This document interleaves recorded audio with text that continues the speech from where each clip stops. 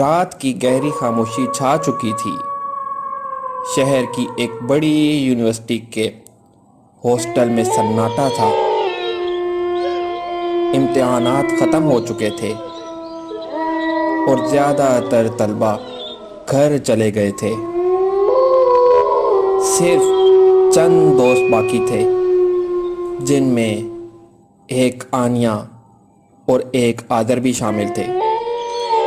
دونوں اپنے کمرے میں چھٹیاں گزار رہے تھے۔ کمرے میں صرف ایک بلب روشن تھا، جو ایک پرانے سے ڈریسنگ ٹیبل کے آگے لگا ہوا تھا۔ ٹیبل پر ایک بڑا سا خوفناک سا آئینہ رکھا ہوا تھا، جس کا فریم ٹوٹا ہوا اور لکڑی گل سڑ رہی تھی۔ عادر، جو کہ ایک نڈر اور بے خوف لڑکا تھا، کہانی سنانے کے موڈ میں تھا۔ آنیا، کیا تم نے کبھی چڑیل کے بارے میں کہانی سنی ہے جو کہ آئینے سے باہر نکلتی ہے؟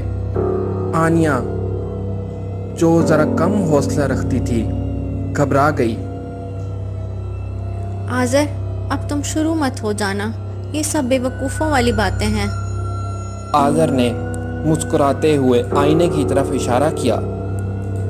ارے دیکھو تو، یہ آئینہ بالکل ویسا ہی ہے جیسا کہ کہانیوں میں بتایا جاتا ہے، پرانا اور ٹوٹا ہوا۔ آنیا نے ڈر سے انکار کیا۔ نہیں، مجھے اس طرف نہیں دیکھنا، مجھے بہت ڈر لگتا ہے۔ عازر نے شرارت سے آئینے کو چھیڑنا شروع کر دیا اور دونوں تھوڑی دیر تک ہلکی پھلکی باتیں کرتے رہے۔ پھر اچانک بجلی چلی گئی اور کمرے میں اندھیرا چھا گیا۔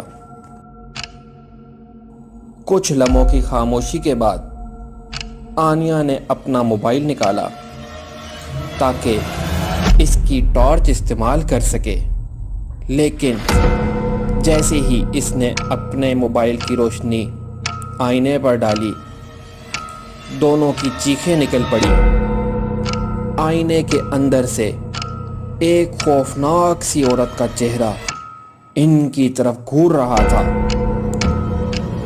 اس کی آنکھیں لال تھیں اور بال بکھرے ہوئے تھے۔ وہ چڑیل زور زور سے ہنس رہی تھی، ایک ایسی ہنسی جو ان کی رگوں میں خون جما دیتی تھی۔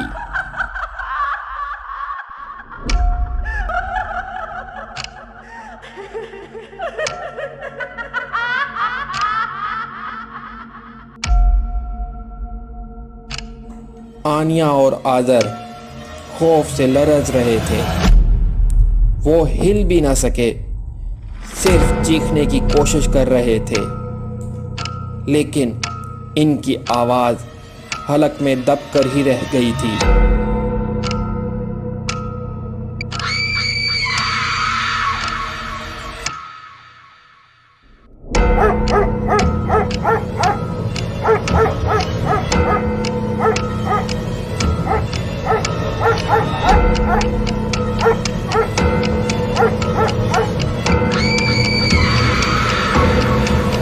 چڑیل آئینے سے باہر نکلنے لگی۔ اس کا سارا جسم سفید دھوئیں سے بنا ہوا تھا۔ وہ ان دونوں کی طرف بڑھنے لگی اور کمرے میں ایک جھرجھری دینے والی سردی پھیل گئی۔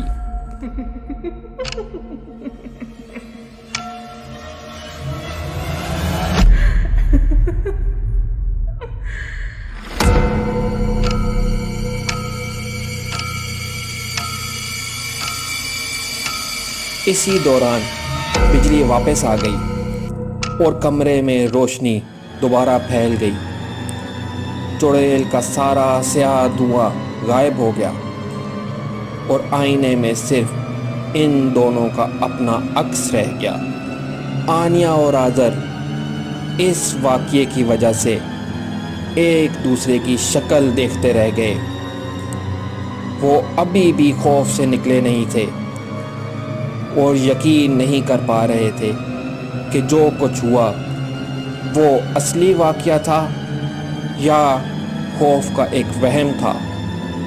اس رات کے بعد آنیہ اور آذر نے کبھی بھی اس پرانے آئینے کی طرف دیکھنے کی ہمت نہیں کی، اور یہ کہانی پورے ہاسٹل میں مشہور ہو گئی۔